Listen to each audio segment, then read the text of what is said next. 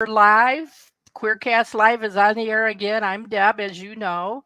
And tonight we have a very special guest. We have Sean from Fair, Wisconsin, who's going to give us some clarity about what's going on legislatively. What do we have to worry about? What can we do? That's a big question. What can we do? And a million other questions. And so before that, we'll do our usual trans report with the Kyrie. And then when she's done, we'll turn it back over to us. So for right now, I'm going to turn it over to you, Kyrie.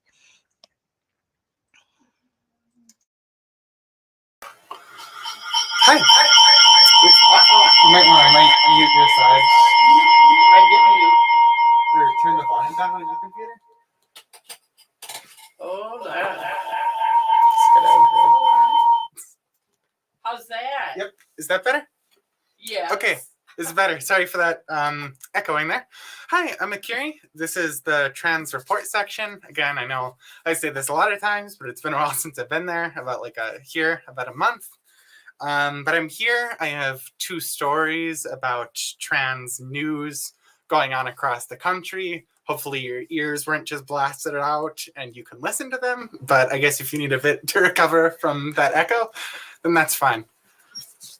So the first story I have is about a bill in Indiana. You know, every time we give this report, it's just talking about more bills. I'm afraid it's a bit monotonous sometimes, but this is a bit more of a positive spin on a bill, on the process of bills being passed across this country that target the health care of transgender youth, because there was this bill that passed in Indiana that would outlaw puberty blockers as well as gender affirming surgery. And puberty blockers are a medicine that trans people usually take right about when they're entering puberty to delay the effects of puberty to delay the effects of puberty. There's more nuance to it, but they're generally considered very safe and reversible.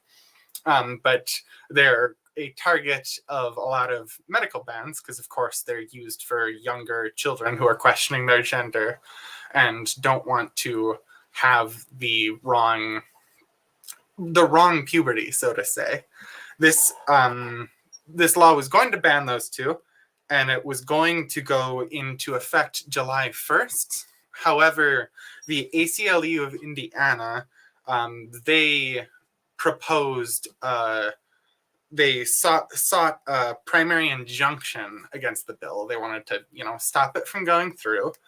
And a judge, U.S. District Court Judge Hanlon, actually ruled down a part of the bill. He ruled down the part of the bill that would ban the puberty blockers. Now, the part of the bill that would ban gender affirming surgeries for minors is still in effect. However, in most places in the U.S., gender affirming surgery for minors is illegal. So that wouldn't be as much of an effect as banning puberty blockers would be. It's still sad that more legislation is going through, but a bit of that legislation did not go through. And I guess it just shows you that, we've been coming off half a year of just some really bad bans, but just shows you that good things can happen on the legislative side too. You don't need to get too hopeless about legislation. I know we've heard a lot about positive laws going effect into some places in the Midwest and states in the U.S. But we're also hearing about these negative laws being challenged in court because a lot of people have been making some pretty good arguments as to them not being very fair or not being very constitutional or just generally putting the lives of trans people at risk. My second story is a little bit less far-ranging. It's a little bit more specific. It was just a story I read about a Florida couple that was moving to Minnesota. And it was there was this couple, a husband and a wife. The wife was trans, and they ended up recently deciding to move to Minnesota because they just considered Minnesota a more welcoming place to move. They talked about how the culture and political climate in Florida pushed them out, there were a lot of examples of personal bigotry the wife had faced. And the couple was inspired to move to Minnesota because there was family in the Twin Cities metro area, but also majorly that a lot of new laws recently have gone into place that protect trans rights and LGBTQ rights in Minnesota. And they said that this legislation gave them hope, and it inspired them to move up here so they could actually start a family with more insurance, that they would be safe from a lot of the laws that are going in place in states like Florida. So that's another just positive effect.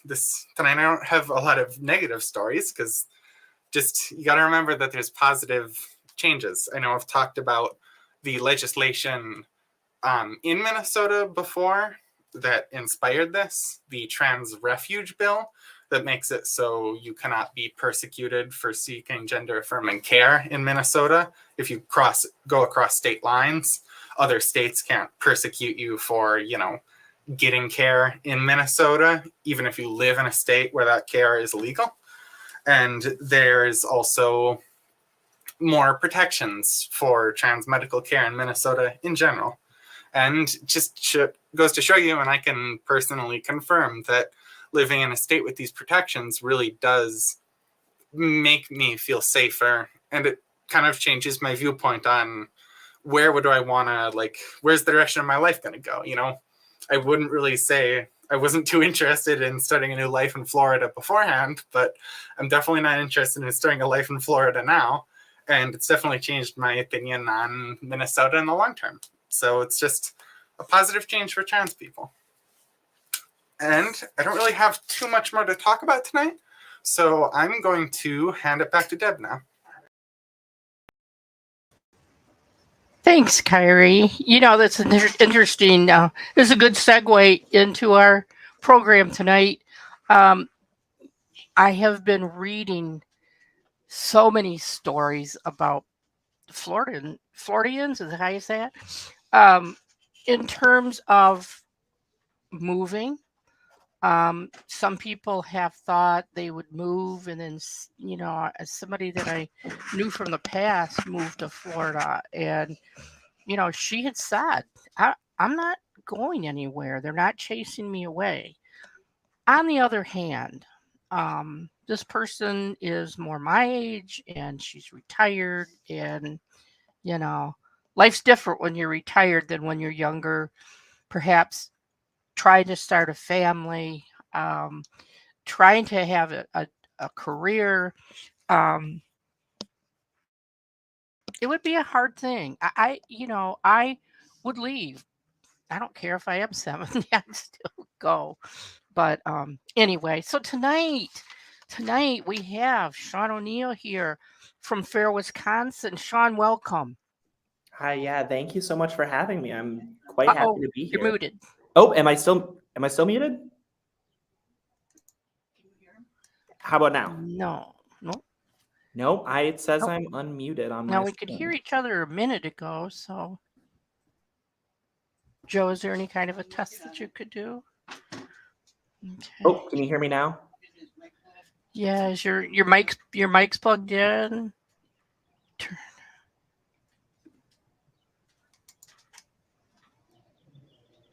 Tell him I'm going to remove it. All right. And bring him back. Say something now. Can you hear me now? Oh, I can now. Perfect. There we Perfect. go. All right. Yeah. All right. I don't know what was going on there. It said I was unmuted, so I could hear you guys. I think it was on our end. So the beauty of doing things live, right? Especially when you're we're getting more tech savvy. We're savvy enough to bring you the news. So let's not waste any more time. Sean, if you could tell us more about yourself and what you do and how what you do affects the LGBTQ community here in Wisconsin. I know that you got your finger on the pulse of everywhere, but what about here? So tell us about Sean and what you do. Yeah, so I am born and raised in Wisconsin. I was born in Oshkosh and I moved to Madison at just a few days old. And so I've, lived on the far east side of Madison for anybody who's from there who might be listening. And my mom is a college professor and a teacher, and my dad is a construction worker. And I went through public education my entire life. And I think that's really where my activism and love of activism started. And that followed me through to the Act 10 protests in 2011 and the recall in 2012.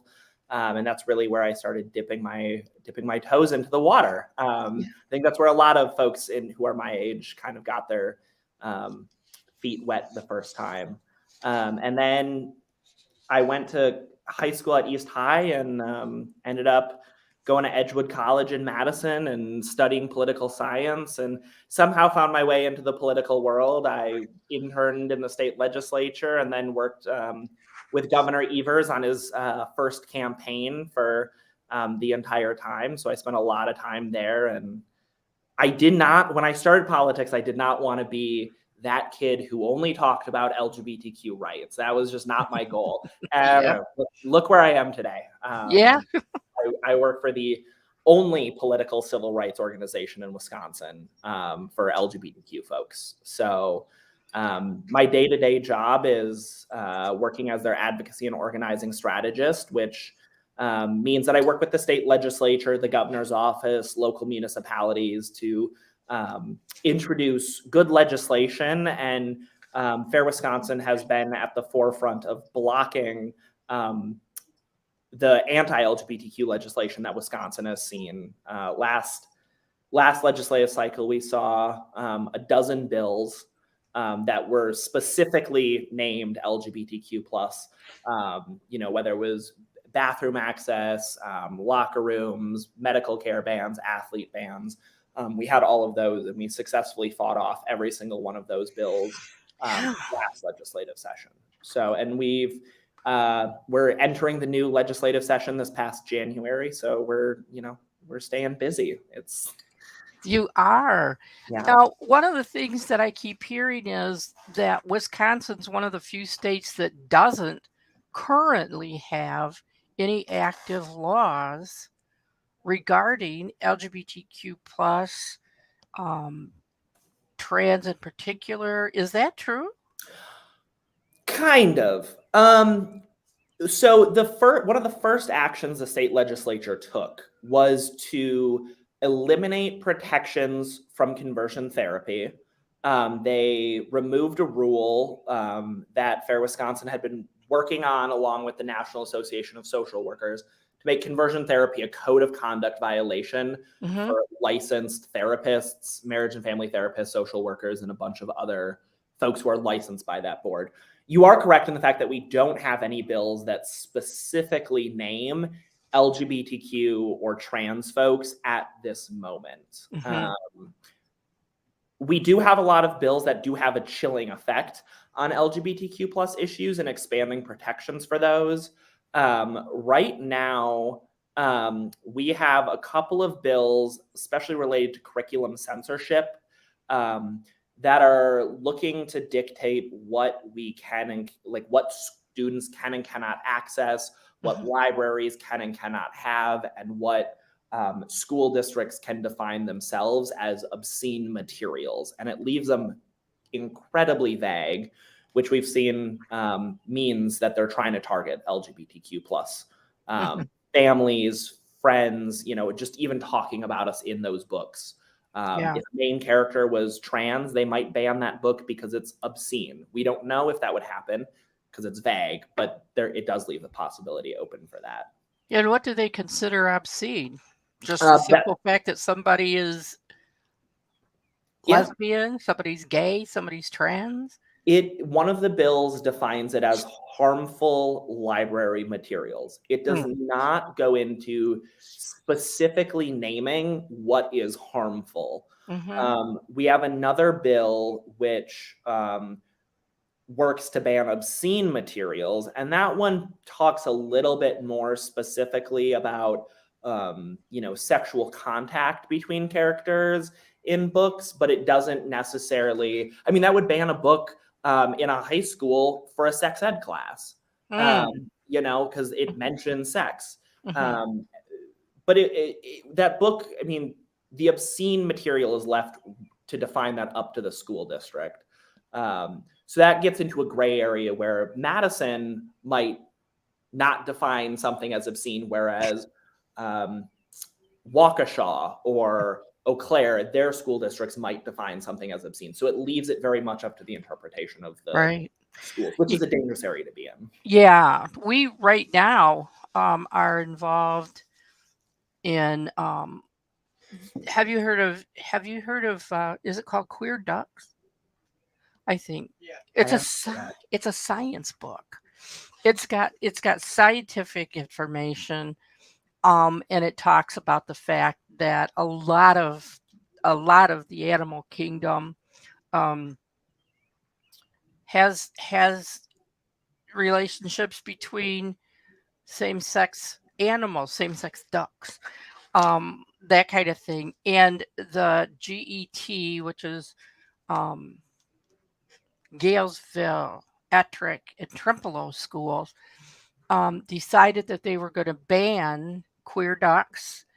And apparently, now, you know, what happened is that they were talking about it, but they had a secret vote, and that wasn't following the way that it was supposed to be. And so it got taken back to the school board. And we attended the school board meeting last Monday, I think it was, um, because they were allowing the public to speak about it.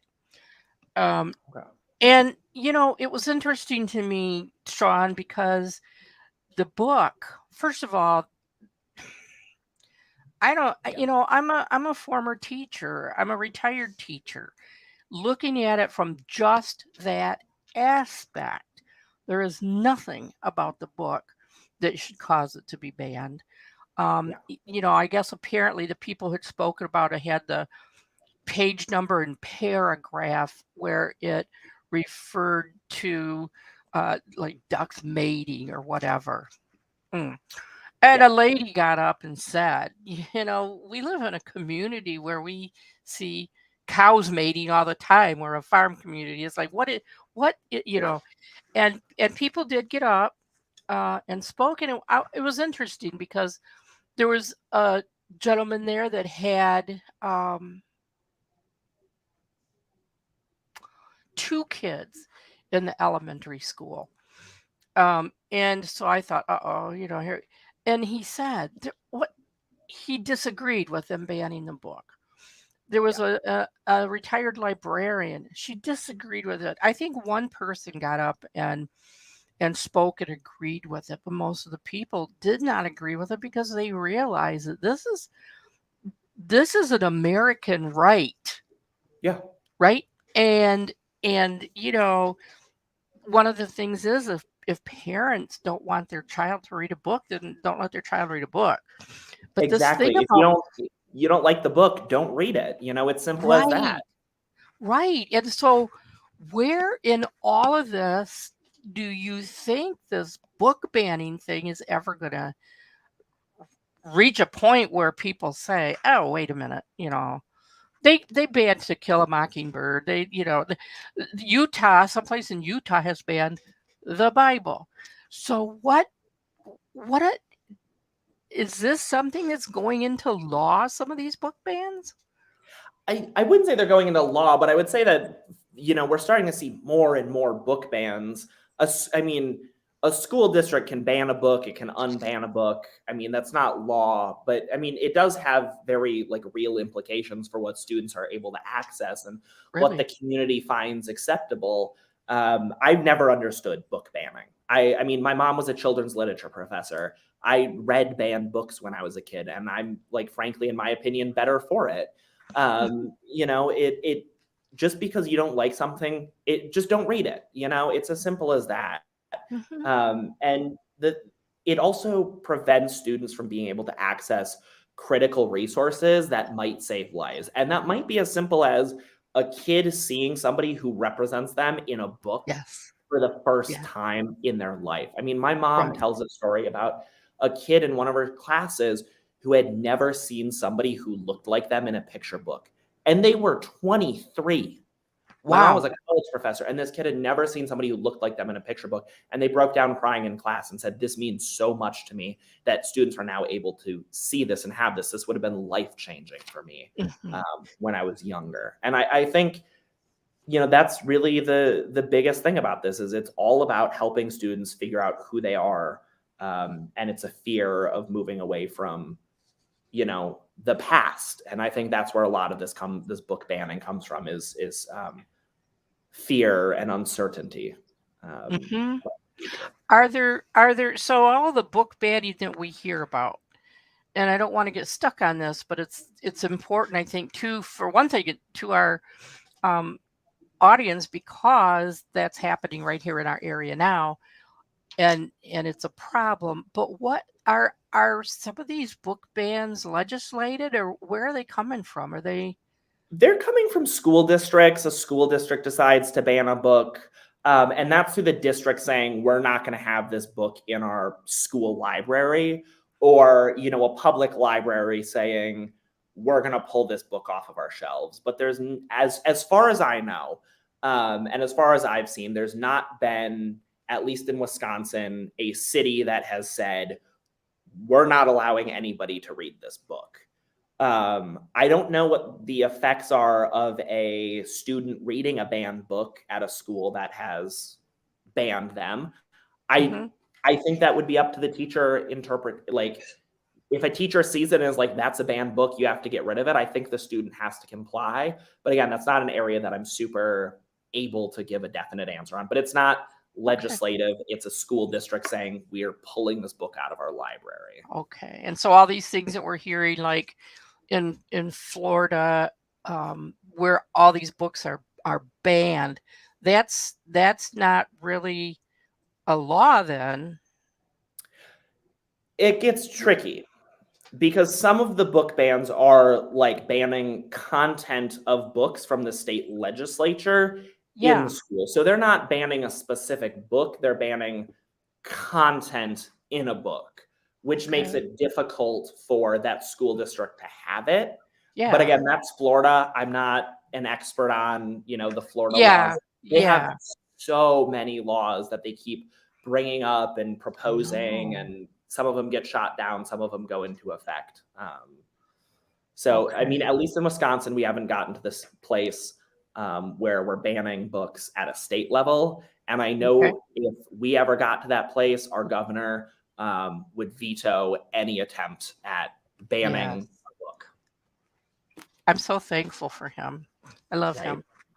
I So adore him. I know he's just So what do you think? And one of the things that we talked that you would um, discuss is the political landscape in Wisconsin for the LGBTQ plus, um, and not just that, but um, do you see anything right now on the horizon that we should be concerned about, or that would be impactful to us, or anything good? I mean, I'm so interested in what you were saying about uh, bills that you guys have been able to block. I kind of want to talk about that just a tiny bit more for Wisconsin, because um, everybody's afraid of what's coming. So what do you think? I do want to say the first thing before I get into this, because this can kind of be a little bit of a scary, heady section to head into, is that the governor has pledged that any attack on the LGBTQ plus community, he will veto. They don't have the votes to override it. So no Mhm. matter what happens, Governor Evers has our back. He's not going to let any medical care bans, any athlete bans, any sort of anti-LGBTQ legislation through. And if it makes it to his desk, which is a big if, it's going to get vetoed. That's I mean, fantastic. I did not know that. Yeah, he's pledged that, and I am 100% confident in his backing up of the LGBTQ community. He's raised the pride flag over the state capitol for 4 years now. I know. This past time, I got to spend the day with him, and during his speech, he started crying when he was talking about kids who have never known a home in Wisconsin, and how he has their back, and that LGBTQ plus and trans kids will always have a home in Wisconsin, and he'll do everything in his power to ensure that. Wow. So we have a great ally in the governor's office. But that's not to say that we're not going to get anti-LGBTQ legislation, because we're looking at it as an when, not an if. Yes. So we got everything that everyone got across the nation last time: medical care bans, athlete bans. We got parental rights bills. We got a Don't Say Gay bill in Wisconsin. And I think we're going to get a whole bunch of those again this legislative session. Speaker Robin Voss has directly said to several reporters, and has tweeted about it, that he hopes we're going to get a transgender athlete ban, and he hopes it passes. And last time, I will say, that was one of our toughest bills. It went and it passed out of the assembly, and it had a floor vote, and it was on partisan lines. And that was incredibly unfortunate. However, the bill was killed in the state Senate, actually by a Republican who voted no for it. Wow. And, so it didn't make it anywhere. But we're expecting that. We're waiting for the budget process to get over. And then I believe they go into recess for a little bit, and then we're getting ready for the next wave of legislation. I wouldn't be surprised if they try to pass a medical care ban in the state. Like I said, Governor Evers is going to veto it if that gets anywhere near his desk. I think, however, they're going by a little bit of a different route this time. They're going, rather than doing bills that are explicitly anti-LGBTQ, they're going more through the rule-making process. They're going through the budgeting process to attack our community. They removed provisions for the Wisconsin Supplier Diversity Program to include LGBTQ plus and trans folks from that. They are currently trying to eliminate Medicare coverage for gender affirming surgeries and puberty blockers. So if you're on Medicare or Medicaid, you wouldn't be able to access that. That's something that we just got, and I'm looking into and trying to still figure out what that means. And also the best ways to fight it. And of course, the conversion therapy rule, that is deep into the rule-making process. And it's something that's hard to fight, because you have to say no to this rule, which says yes to this rule, which actually says no to this. So it gets a little tensional. Yeah, it's difficult to fight, and that's what they're going after. And it's a super obscure process. I mean, they're trying to make headway with that. But we've been very, very, very successful at blocking attempts like that, and we're keeping on fighting that.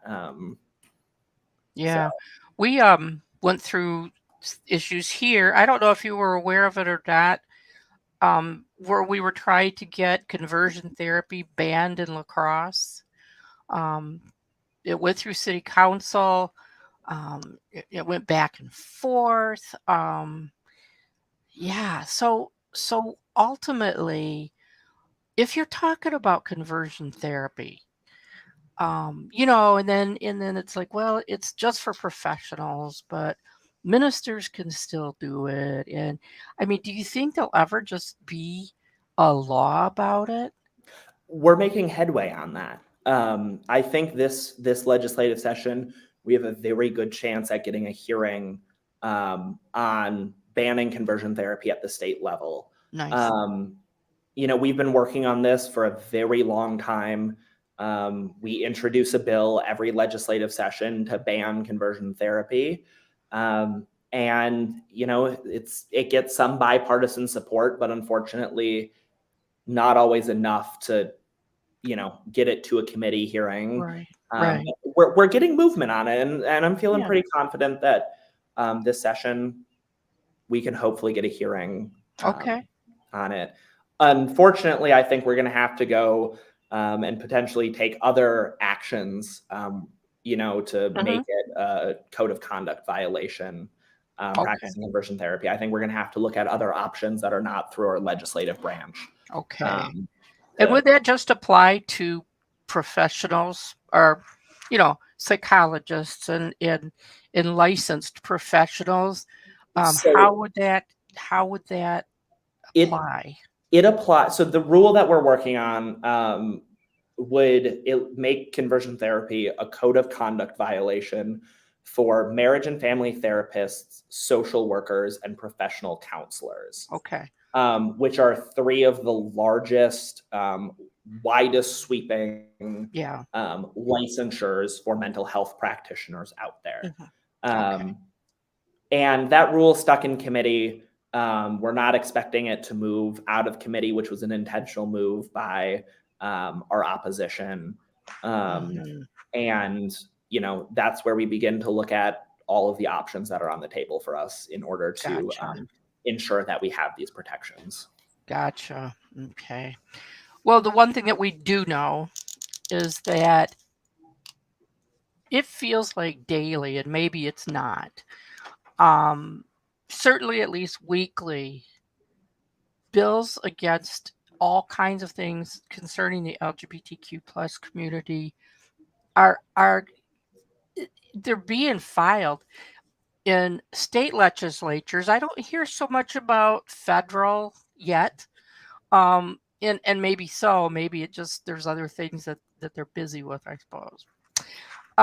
But one of the things that we feel like, and I say this quite a lot, is I feel like war has been declared on the transgender population. What well, Kyrie was speaking a moment ago, and you have mentioned the gender affirming care, and that there, that's one thing that's really under attack. What exactly? Can you explain a little bit better for the audience? What exactly is it, and what is it that is being fought? I mean, one of the things that people say, and you hear us talk about gender affirming care. How does that affect the transgender community? I mean, it's life altering. Yeah. So can you talk about that a minute? Yeah, no, absolutely. And I would like to say that gender affirming care is life-saving. At the end of the day, it is life-saving. And you're very much right. We are having a war declared on the LGBTQ plus, especially our transgender community, and especially our youth. I mean, there have been more than 550 anti-LGBTQ bills introduced across the country since the beginning of 2023. Doesn't even seem possible. More than 420 of these are anti-trans laws. We have more than 130 healthcare bans and more than 50 athlete bans at the last given, report out. And so it's very clear that this is an area that they're just attacking us and attacking us and attacking us on. And it's scary.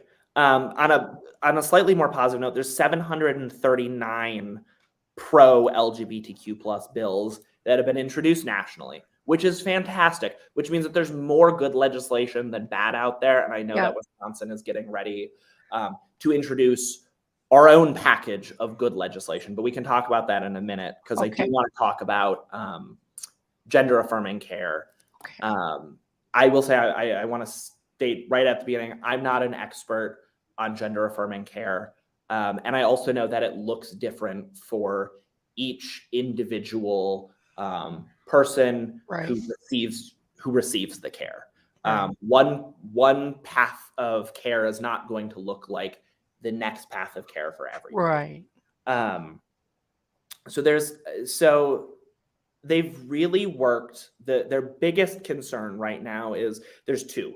One is puberty blockers, and the second is surgeries. And starting with puberty blockers, those are medicines and drugs which literally just presses pause on puberty, and they are 100% reversible. And when the individual stops taking them, puberty resumes. And so what it allows for is it allows for the individual who is taking them to press pause on puberty, help them take time to figure out how they identify, how they want to present, and it allows them to potentially not have to deal with gender dysphoria of puberty, which is an awkward time for everybody, but it gets incredibly difficult for folks who are in a body that doesn't feel right to them. The second part is surgeries, and these are far less common than puberty blockers, and to get a surgery, I mean, to even get on puberty blockers, it takes so much work. It takes letters from doctors and appointments with your therapist and psychiatrist and parental consent. I mean, none of this stuff is happening because somebody wants to just do it quickly. I mean, this is something that folks spend years thinking about and years talking with family and doctors and medical care professionals about, to make these decisions. It doesn't happen fast.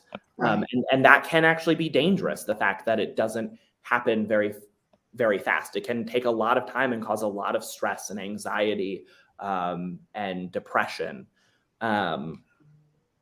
So, I mean, they're looking to ban these. They're saying that our opposition is saying that we're mutilating folks, and that's not the case, and that we're blocking puberty forever and we're, doing all this stuff. And the thing at the end of the day is this is reversible.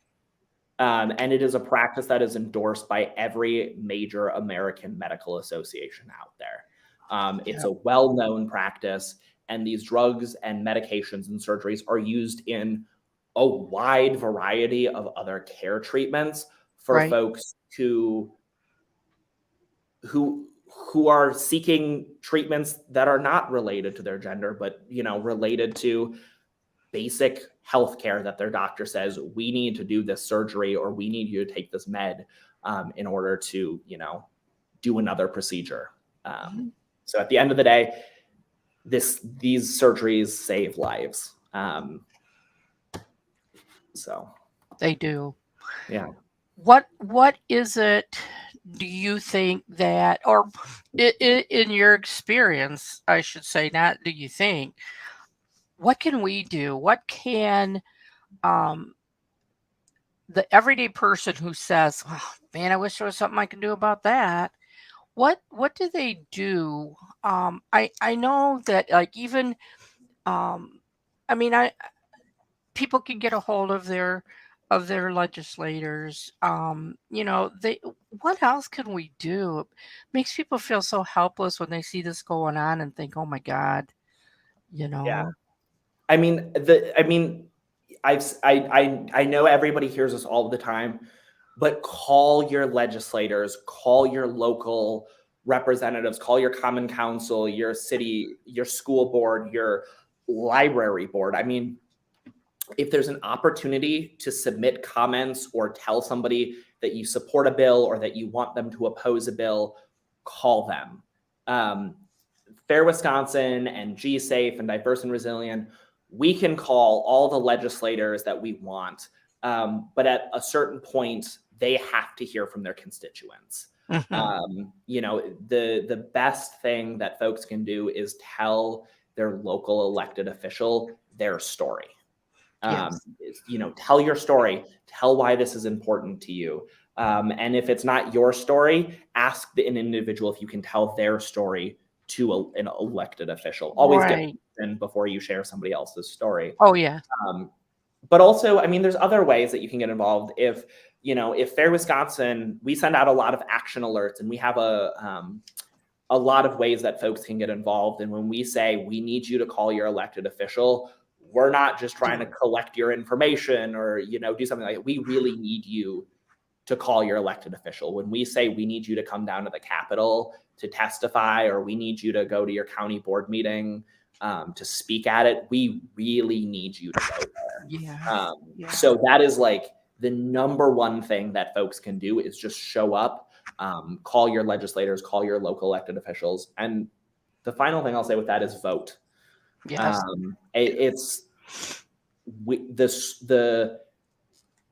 We are barely holding on in the state legislature to having to preventing Governor Evers from losing his veto. Mm-hmm. We've lost it in the Senate, but still it requires both houses. But we need to protect Governor Evers' veto. And then in school boards, I mean, it starts at the local level. We need folks to vote. We need folks to run for office, because it's all like we're losing ground in some of these like really critical areas, right? And we're losing sometimes by one vote. I mean, in Madison, we didn't lose the seat by any means, but it was just like to show that your vote really matters. There was somebody who won by one vote, and that required them to do a recount. The recount showed that it was a dead tie. Wow. That was then left up to, I believe, a coin flip or a name draw out of a bag. I'm not sure which one. And the person who had originally won ended up losing in the name draw. So your vote really, really, really matters. So it's at the end of the day, like, call your elected officials and vote. And if you want to run for office, please consider doing that. I worked for Bertie's campaign, and one of the things that just so riveting to me was that people believe that the only election that counts is the presidential election. And so it's like, well, they vote for president, but they're not, Congress, what, and I don't know that much about these people. We'll find out, but still, we've got to get people to the point where they understand it doesn't matter who the president is if they don't have good representation. Yeah. Good Congress people who believe in the way you believe in. You better get them in office. That's a hard thing to convince people of. I would say in response to that, look at what's happening in our school districts across the state. Yeah. There's a substantial drop off in voter turnout for local races. Yes. And then you start seeing things like the Waukesha School District, which is firing a teacher for singing the song Rainbow Land. Yes, that's real too. I thought it was a joke at first. No, and then you have them banning anything that they relate to political signage, or propaganda, which is rainbows, and signs that say Black Lives Matter, and signs that have basic human rights on them. And so and that's all happening at the local level that the president can't do anything about. Governor Evers can't do anything about. Your state legislator can't do anything about. That is literally only you and your school board can do something about that. And so that is literally proof that on a local level, one-on-one, as an individual, we can make a difference. Absolutely. We just need to press it. Yeah, absolutely. I mean, your school board members and your local elected officials are there to serve you. And you're their constituent, and they will listen if you call them. And then also, if they don't pick up, leave them a voicemail. Fill up their mailbox. All right. I've had to leave a lot of messages, but I think they recognize my voice anyway, even if I didn't say who it was. Is there another way for people locally, um, our people that are listening on here, any other way to get involved? I mean, I know that people say, well, I vote, but what else could I do? And making the calls and stuff. But, is it possible to um, help in any other way or be active in any other way? I mean, one, if you're an ally, flying the pride flag, letting your neighbors know that you are a friendly space. If you're a business owner, making sure that you have, that very clearly, just that allyship very, very clearly displayed. I would say going to your local community center, wherever that may be, and attending the programming there. It helps the local community center. It helps, the community grow. It builds political power in the local community. Mm-hmm. And that those are really some of the best ways, is just stay involved in your local community, write letters to your, neighborhood association. Right. Right. And if you see something that is bad, I mean, it can be hard, but I hate this phrase that I'm about to say and recommend, but if you see something, say something. Yes, it's true. Not a fan of that phrase, but it's also true, unfortunately. It is. We've just heard it so much, but it's so incredibly true. It's so important. Yeah, but also say something when it's safe to do so. Like, don't put yourself in harm's way. Yeah. But, it is a true saying, as much as I, dislike it. Yeah, I know. But sometimes we overhear it because people need to hear it, and we use it, I mean, it's like, well, yeah. One of the things that we try to do here is encourage our allies. I can say something, Joe can say something, our director Alicia can say something, but we're all part of the community. And so, sometimes if we as the community speak out, and we do a lot,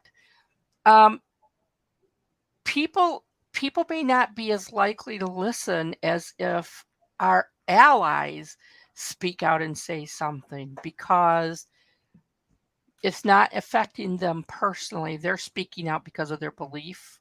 Does that make sense? It absolutely makes sense. I mean, Fair Wisconsin, sometimes we leave our name off of things because folks, they're expecting us to say something. They're expecting us to do something. Having us sometimes helicopter into a local municipality is not always helpful. I mean, folks need to hear from their community members, their neighbors, Right. We what do you think? Well, I'll just ask it this way: is what do you think we as the center can do to, bring in more allies? I mean, I'm not saying we don't have a lot of allies, because we do. A lot of our volunteers are allies. People think, yeah, the only people that come here to volunteer are part of the community, and it's so not true.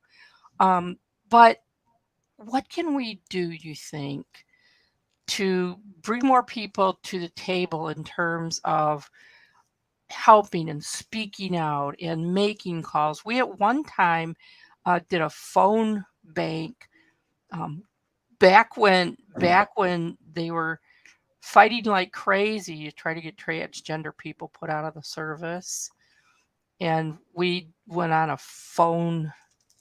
I said a tirade, because we were just like, and we had people calling, and not just from Wisconsin. We had people calling the representatives from everywhere, from to the Armed Services Committee, and that kind of thing. Do you feel like that kind of thing is effective? I absolutely do. I mean, they need to hear from as many people as possible. They need to hear all of the stories. They need to hear from every voice possible. And you're right, it's really, really critical that our allies stand up and say, stop, this is wrong. Because you're right. I mean, they expect us to say, this affects our community. We don't like this. But Mhm. it can be sometimes shocking when, somebody who they thought was on their side turns out to be like, no, this is wrong, like Mhm. stop attacking the community. So we really, really, really need our allies to step up and to like demand that these attacks on our community stop, and for the allies to show up, and say, hey, like, Yeah. let this Yeah. community be. I don't have any, I wish I had the magic wand on getting more allies to We come do out and too. show up. We wish we had that wand also. I mean, we have wonderful allies, but we need allies everywhere and tons of them. And even if people are allies, please don't be afraid to say so. I think people are afraid to say so. I think it's intimidating. I mean, one of the things that I really try to bring up is, I do this. I do queer work for a living. Yeah. It is my job, Yeah. and I am still learning. I am still learning things every day. At Prides, I'm seeing this year new flags that I've never seen before. I'm hearing new pronouns that I've never heard before, and Yeah. I'm learning. Yeah. And I think it comes down to the fact and letting people know that it is okay to still be learning, and Oh, that yes. we're not expecting everybody to get it right on the first time, Mhm. and that there is a learning curve with it, because not Yeah. everybody does this for a living. Not everybody, is queer or is gay or is trans, Mhm. and it takes some learning. Yeah. I think if we put up a wall and say there's no learning allowed, it really scares people and it really turns them Yeah. away, and it can be intimidating. And so I think getting everybody on the same Yeah. page, and opening it up into a space where we're allowed to have very respectful learning experiences, Absolutely. is key to expanding, allyship and allyship Yeah. participation. Yeah, it's interesting because we are an LGBTQ plus resource center. We sometimes we'll see a flag and say, "Oh, wait, what's that? I don't think I've seen that one before." Yep. I mean, every single person I know is still learning. Yep. Everybody. And there when we stop learning here, we figure we may as well close. Yeah. You know what I mean? Because there's something new, and it's a daily thing to be Yeah. able to support and understand and see everybody. We want everybody to know that they're seen. Yeah. Our volunteers here who are allies are incredible. They're just amazing. And I wish everyone could be so open. But one of the things that I wish we had more of is more LGBTQ plus representatives and people in government. Yeah. Do we maybe have more than we think we do, or is Yeah, I think there are actually. I mean, unfortunately, there's not that many, but there are more than I think folks realize. In the state legislature, there are, I think, 5 openly LGBTQ plus folks. Greta Neubauer, who's the state minority leader Mhm. in the state assembly, she is family. State Senator Mark Spreitzer, Okay. State Senator Tim Carpenter, Marissa Bell Cabrera, and Representative Lee Snodgrass. Okay. Makes up the state's LGBTQ caucus. Nice. And then, I mean, in Madison, we were just able to elect the first trans common council member, Dina Nina. Okay. And I know that we had Zoe Roberts, who also was a trans Common Council member. You know, and there's a lot of representation. I mean, Milwaukee has Supervisor Peter Burgelis, Mm-hmm. Jocasta Zamperia, and I mean they're all over the state. There's not as many Okay. as you would expect. I mean, I think Madison just hit a quarter of our Common Council is LGBTQ plus. Wow. 5 out of Okay. the 20 are LGBTQ plus. So there's Nice. more than you would think, but That's encouraging. yeah, no, and I would look at the Victory Institute, Mm-hmm. which invests in electing pro LGBTQ plus, or actually, sorry, not pro, just LGBTQ plus candidates Okay. to elected offices. And then this might come as a surprise. Not a lot of folks know this, but Todd Novak, Mm-hmm. who is a Republican, and he is in the state assembly, and he's gay. So there's an openly gay Republican in the state assembly. Wow. And he represents Dodgeville, which I believe is Assembly District 51. Okay. Yeah, that's kind of down south of here, isn't it? Yeah. So I'm going to say this, and I probably even shouldn't, but I'm gonna. It always shocks me when I hear about a gay Republican. I don't know why. I guess we all know why, but I just had to say that. You know, one of the things that we had talked about a little bit, and one of the things that you said to me about, let's talk about this. And you know, I'm gonna read this straight off because I don't want to get it wrong. And we're talking about the tax being on youth. You know, transgender everybody, but the youth are being hit hard. Yeah. And when it comes to them taking away protections for our transgender kids in the schools, you know, I mean, so what all the legislation, the anti-LGBTQ legislation, the anti-trans legislation, taking away the protection in the schools. You know, what is the relationship between all of that and the actual discrimination that we're seeing? Are the schools reacting to the legislation? Are the legislators reacting to the schools? I mean, if I was a trans kid, I wouldn't even want to be in a school right now. Yeah. So, it's what it does is it creates a lot of chaos, confusion, and it creates a really incredibly negative chilling effect on teachers and their comfort level in working, you know, and passing policies and supporting policies that might already exist that are pro-LGBTQ or pro-trans, because they're uncomfortable and they don't know, what is the state legislature doing? Is this allowed? Is this not allowed?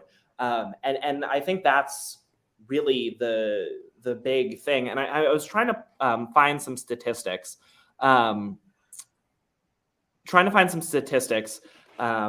I don't remember them off the top of my head, but the Trevor Project just released their 2023 Youth Mental Health Survey.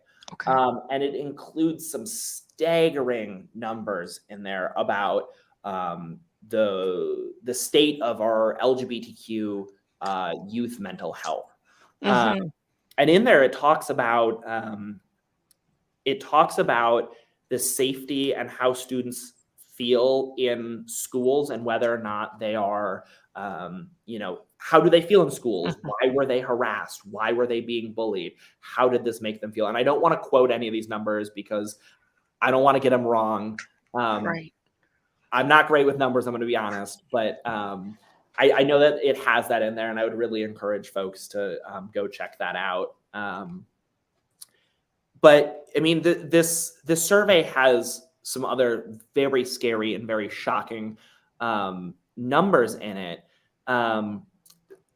That 33%, which is about 1 in 3 LGBTQ plus youth, find that their mental health is negative to poor almost all of the time because of introduction of anti-LGBTQ, anti-transgender Oh, legislation. wow. We have That's scary it is, and for their well-being. It is, and then we have unfortunately 41% of LGBTQ plus youth seriously considering suicide, and the number of LGBTQ youth attempting suicide, I believe, was 14% this year, and we are in a mental health crisis, and we need to do something to address this.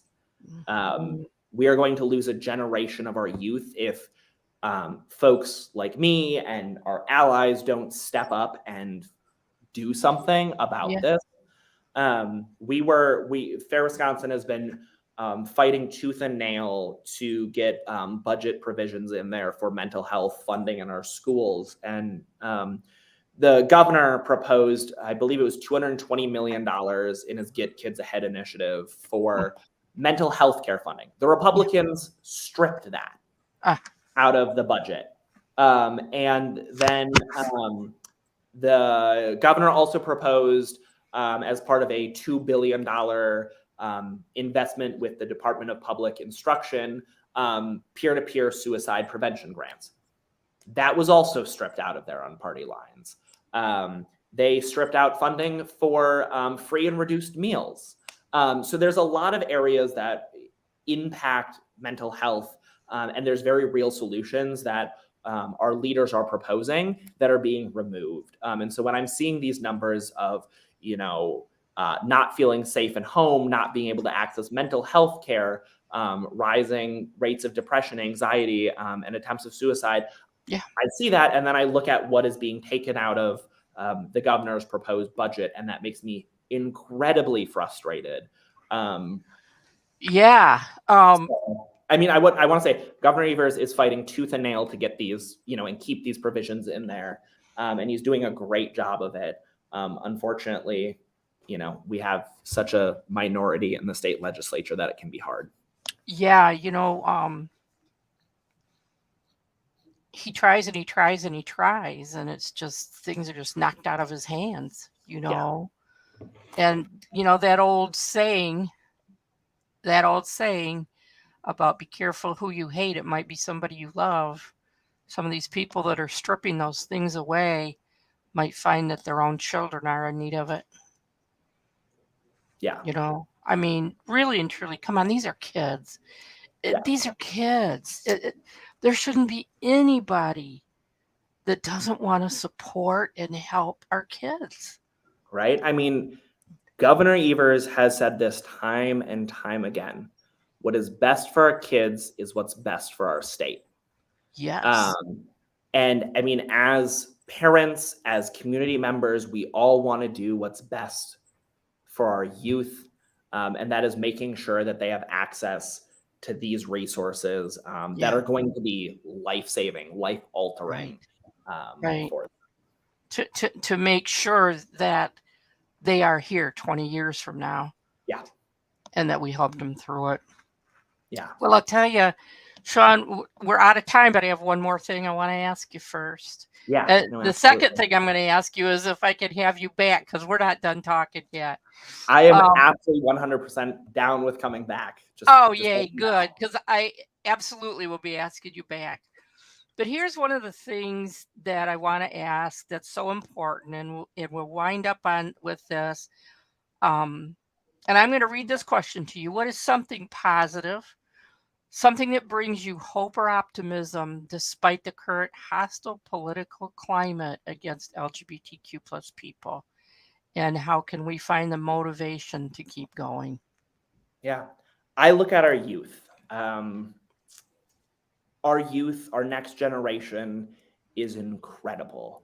I have the fortunate luck to be able to work with GSAFE, with their Leadership Training Institute and their Youth Activist Council. And I've had the opportunity to meet kids from all across Wisconsin and see this next generation of youth who are, 14, 15, 16, 17, standing up, holding truth to power, and, being all around badasses. I mean, Yeah. these kids are incredible, and boy, do they know how to celebrate joy. And so I Nice. see these kids who are out here just celebrating who they are, and they're holding truth to power. And it is really like what gives me hope is Mhm. this next generation. And it makes me want to fight 10 times harder to make sure that they have an opportunity to hopefully find a time where they don't have to fight as hard and they can just live. So Yeah. Thank you for that. Yes, please come back. Yeah. Just I let me would know. love to have you come back so that we can continue our conversation and learn more about what's going on. I will probably be getting in touch with you anyway, just to ask for suggestions or run things by you. Will we Yeah. be seeing you at our Pride? Joe says yes, that you'll be at our Pride. Then yes, somebody will be there. I'm not sure if it's if it's me or if it's one of my coworkers, but somebody from Fair Wisconsin will 100% be there, and we look forward to it. Okay, wonderful. I see Alicia has put the Trevor Project survey information up. So everybody, please open this and read it. Yeah. It's important. Yeah. And All I right, would well, say as we head towards the election cycle, visit fairwisconsin.com. We have a lot of great resources on ways that folks can plug in, get activated, learn how to vote, learn where their polling places. We have a lot of great resources. So I would just really, I have to make that plug. I can't, not make that plug. I'm glad you did. I'm glad you did. We can put that at our Facebook site as well. So we'll make sure that we do that, and we need to, everybody that's listening tonight, you need to keep up with Fair Wisconsin because they're doing some incredible work, and in some cases doing some of the things we wish we could. And so is there any way that anybody can support you guys? Is there, Yeah, I mean, I'll do another shameless self plug. If you want to pick up a copy of this T-shirt, it's designed by Ray Senorigi, who's a trans artist in Madison. It'll go 100% of the proceeds will go to support Fair Wisconsin and G-Safe and the work that we do, and you can find that at fairwisconsin.com/shop. If you also want to make a donation, fairwisconsin.com/donate. Okay. And then if you want to just get on our email list, just visit fairwisconsin.com and then click subscribe, and it'll have you put all that stuff in. And there's a lot of great resources that we send out. And as I said earlier, when we say we need you to do something, we need you to do it. We need you to call your legislator. We need you to go vote. It's all critical. Wonderful. All right. Well, Sean, I look forward to having you back so that we can keep on talking. In the meantime, thanks for joining us, everybody. And Sean, thanks for being here with us. Yeah, of course. It was my pleasure. Have a good one. You too.